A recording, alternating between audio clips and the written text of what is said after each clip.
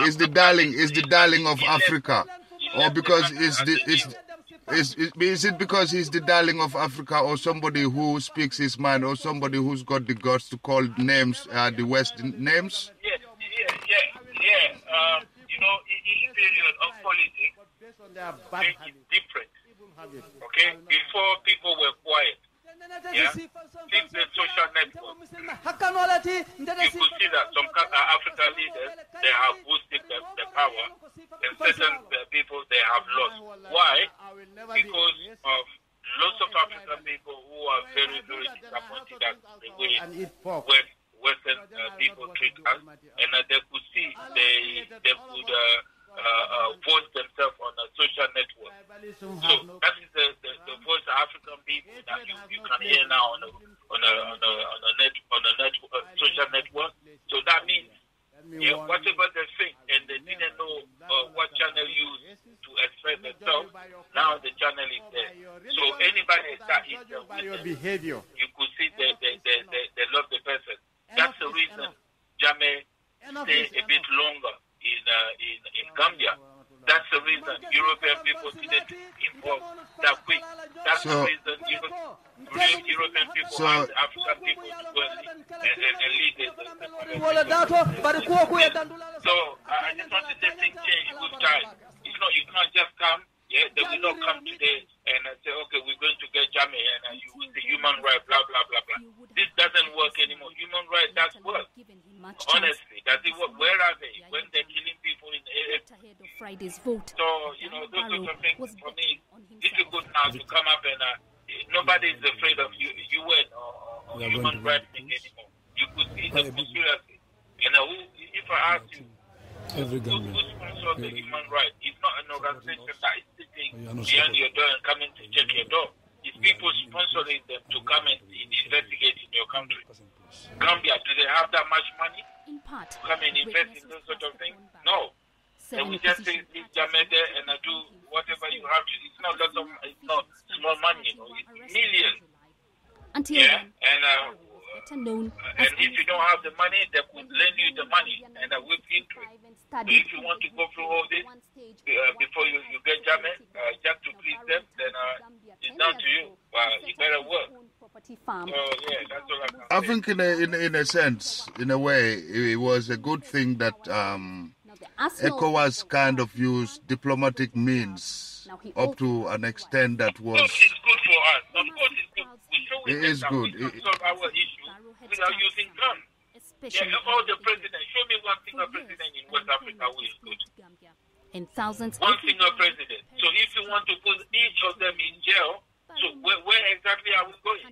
If you want to say Ghana is good, and he only did one term, how come he wasn't good? You want to say Rawlings was good? People will say he came to power by killing people. Are you going to say Babu is good? How come he's in a Hague? You want to say Ouattara is good? How come the country is messed up now? In Mali, would you say it's good? After 77 people just died last week of terrorism. So, our moment. If you want to take all these leaders one by one, and send them to prison, so what sort of signal are you sending to your continent? It's not nice. So, this is how significance people of Yahya Jammeh that's sending to prison. He has never solved any issue up to today. So why we carry on doing it? Just to please people who are upset? No, we don't want to do that. Quite significant. Which is indeed, we applaud to ECOWAS and ECOMOG, the way they handle it, and Macky Sall especially. People thought he was a warmonger, but I think he kind of calculated the expense of war and also at his detriment, at his expense, and also the stability of that region would maybe, who knows, might escalate to other conflicts, other sister conflicts around the corner, i.e. in the southern region of Senegal. So taking all that into account, I think that's why they kind of push the diplomatic means first. But at the same time, what's happening in Ivory Coast? There was some some movements between the army and the current government. What was that issue? It was resolved, and then suddenly the armies went back in the street again to make same noises. Nothing was resolved. If you take some bandits, some people to come and fight for you to go to power, and I promised them, and you've been there now for 7 years, knowing that you're going to your term, one day they will just say, listen. So he's been there for 7 years already? Of course. Time flies, 2010, 2011. Time flies. 7 years now. Yeah, time flies, isn't it? 7 years already. That was like yesterday. Yes, exactly. 2020 will be 2 terms. So what's happening with Bagbo? Bagbo Laurent? Bagbo Laurent? No, it's still the same. The 6th of February, the court will start again and people will be there. It's the same thing I was saying earlier.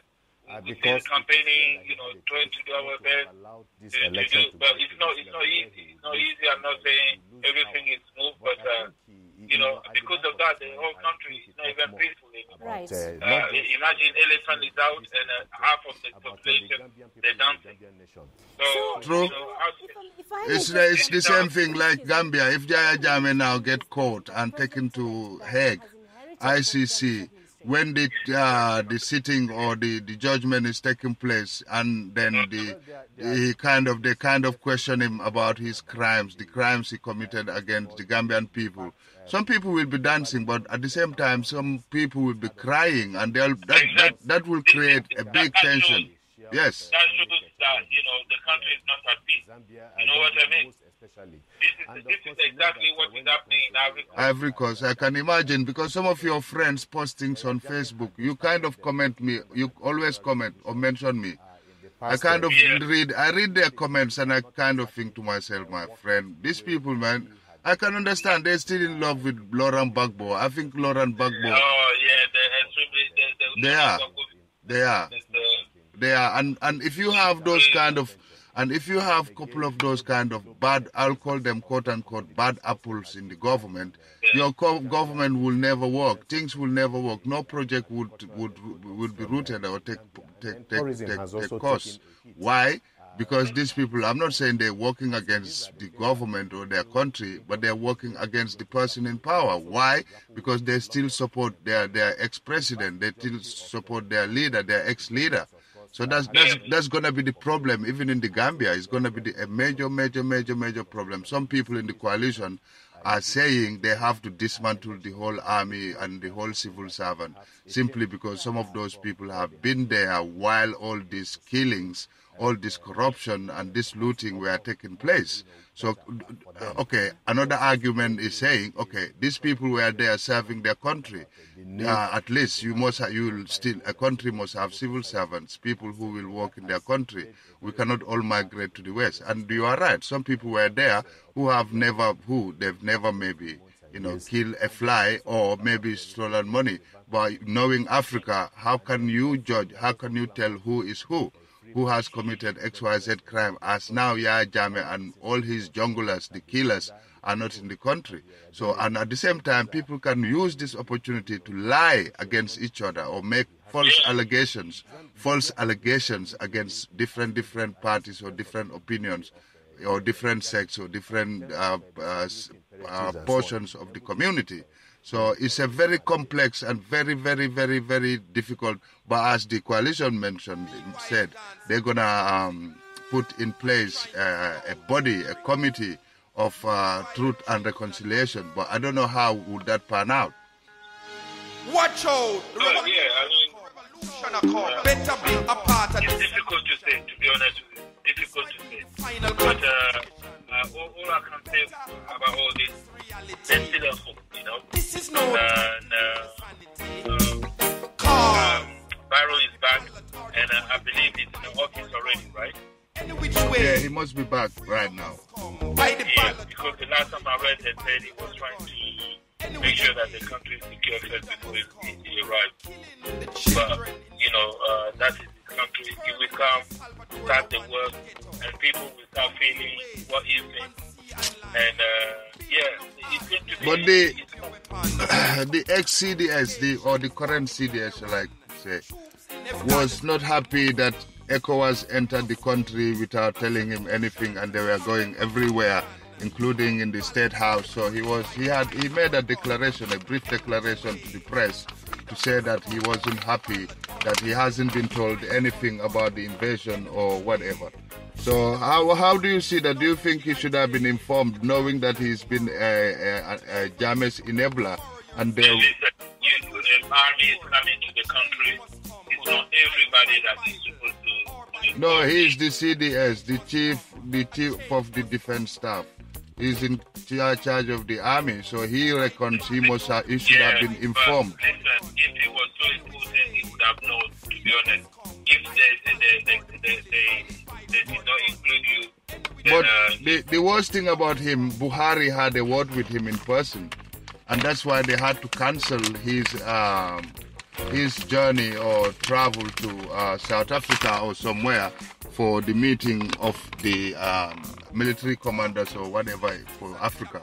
They had to cancel it because Buhari himself had a word with him, but he still made it. He made it clear to Buhari that his allegiance, and he still supports Jammeh because Jammeh pays his salary. So that man, I don't think he deserves any consultation or any kind of authority to be informed for an invasion, or once the army or the ECOWAS is in the country, to inform him of their activities. I don't think he deserves that, knowing what the part he's been playing. When Jammeh announced that he's going, is when they all went to GRTS, the so-called Security Council of the Gambia. Pardon? Huh? Do I make a fuss? No, Yeah, he made a big fuss. He made a big, massive fuss about it, that he has not been informed. And I don't know what he can do about that, because some of his military officials were even manifesting and doing some heavy press-ups in front of the ECOWAS army, just to show them how much, without any weapon. They put their weapons down and welcome the ECOWAS forces. So if if he's not happy about ECOWAS or about ECOWAS presence in the Gambia, I think he is fighting a loose battle. Let's move on to sport. What's been happening to the African Cup of Nations? I missed it. I haven't watched a single match. Can you believe it? Really? No. Give us some updates while we're on air. I think there was a 2-game tonight. Ivory Coast and Ivory Coast play against Morocco. Ivory Coast is out. And what's the quarterfinals? No, it was the first round. First round. Yeah. So eliminatoire. No, eliminatoire. Yes. We are in week 3 now. So week 1, all the countries were involved, and week 2 also second game, and today was the third game for each of them. As I said, Morocco beat Ivory Coast 1-0, Senegal, Algeria 2-2, and Zimbabwe lost in front of Tunisia 4-2, and Togo lost in front of Congo 3-1. Now Egypt, Ghana, I believe they're playing now, or it's finished. Egypt. Who is Egypt playing? Who is Egypt playing with? Egypt. They play against Ghana. Ghana. Wow. So far, I think the second one will be the best one, and Where is this competition taking place? Gabon. Well, it's impacted on the Premier League in the United Kingdom, in England, but still, it's a good thing. We can recall our players to go back home and play and give the African nation, go back home to their continent and, manifest and show the African nation, this is our home. We entertain you and bring development in Africa.